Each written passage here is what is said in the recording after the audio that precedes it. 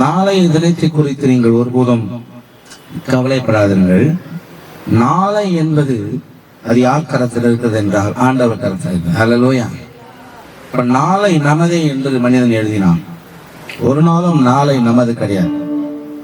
புரியுதா? ஒரு நாளும் இன்றைக்கும் சரி, நாளைக்கும் சரி, நேற்றும் சரி, நம்முடைய நாட்கள் அதிகம், நம்முடைய நாள் எல்லாம் கர்த்தர் கரத்தில் இருக்கு. ஹல்லேலூயா. எத்தனை பேர் நம்புறீங்க? என் காலங்கள் அவர் கரத்தில் இருக்கு. பரிசுத்த ஆவியான ஒரு வசனத்தை சொல்றாரான வார்த்தை அது சத்தியம். என் காலங்கள் அவர் கரத்தில் இருக்கு. கரத்தில் இருக்கிற காலங்களை தான் ஒரு நாளை நமக்கு அவர் தருகிறார்.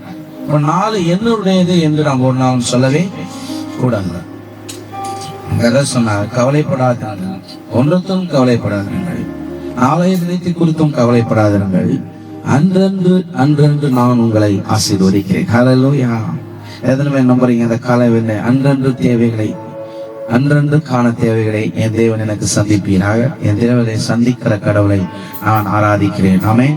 அவர் எப்படிப்பட்டவர் என்றால், உலகம் முழுவதும் பஞ்சமாயிருந்தாலும் பஞ்ச நேரத்தில் என்னை மட்டும் பூசிக்க ஒரு காகத்தை அனுப்புகிற ஆண்டவர். ஹல்லேலூயா. கர்த்தரின் பட்சத்திலே நிற்பீர்களானால், கர்த்தருக்காக உத்தரவாதத்தோடு நிற்பீர்களானால், உங்களுக்கு என்று ஒன்றை ஒரு உண்டாக்குகிறவராய் இருக்கிறார். ஹல்லேலூயா. உலகம் முழுவதும் செழிப்பில்லை, தரித்திரம், உலகம் முழுவதும் பஞ்சம். இப்போது பஞ்சம் நெருங்கி கொண்டிருக்கிறது. உலக பொருளாதார நெருக்கடி வந்து கொண்டிருக்கிறது.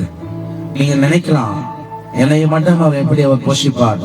நான் சொல்றேன், உலகத்தையே அவர் வாட்டினாலும் பசினால், ஒரு நாள் உங்களை பசினால் வருத்தப்படுகிற கடவுள் அல்ல. ஹல்லேலூயா.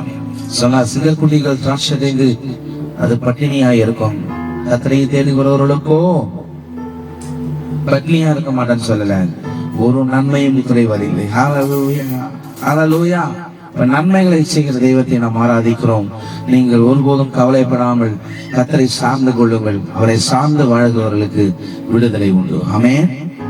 விசுவாசத்தோடு கர்த்தரை ஏற்றுக்கொண்டு அவர் நாமத்தின் மேல் அவருடைய பிள்ளைகளாகும்படியே வந்த உங்களை நிச்சயமாய் ஆசீர்வதிப்பது நிச்சயம். ஆமென்.